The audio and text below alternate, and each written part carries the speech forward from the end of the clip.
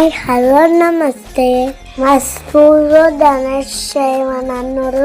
మా మమ్మీ పసుపుతోనే ధనుష్ చేస్తుంది.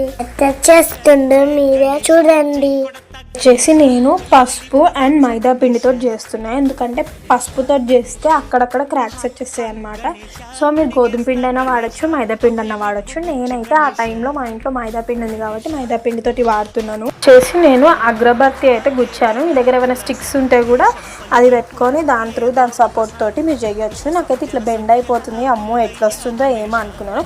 But finally అయితే మంచిగానే వచ్చింది. వినాయక చవితికి అందరూ చాలా కేర్ఫుల్గా ఉండాలి. ఎందుకంటే ఎక్కడ పడితే అక్కడ వైర్స్ కట్ అయిపోతాయి, కరెంట్ షాక్స్ వస్తున్నాయి. ఆల్రెడీ వినాయక చవితి స్టార్ట్ కాకముందే ఒక విలేజ్లో అయితే దగ్గర ఒక 5 మెంబర్స్ చనిపోయారనమాట.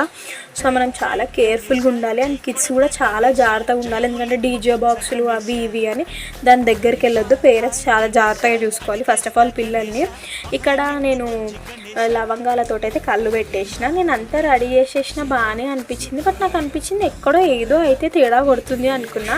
ఎలుకని కూడా చేసిన. లాస్ట్కి కిందికి మీదకి పడి వాటర్ కలర్స్ తోటి బొట్టు పెట్టేస్తున్నా. ఇక్కడ లాస్ట్కి ఫ్లవర్ కూడా పెట్టి ఇంకా అయిపోయిందిలే వీడియో అని చూస్తుంటే అప్పుడు గుర్తుకొచ్చింది అనమాట. మెయిన్ వినాయకుడికి ఏంటి చెవులు అవే లేవన్నమాట. అవైతే తయారు చేసేసిన. ఫైనల్లీ మా గణేష్ అయితే రెడీ అయిపోయింది అనమాట. జై బోలో గణేష్ మహారాజ్కి జై. అందరికీ హ్యాపీ వినాయక చవితి.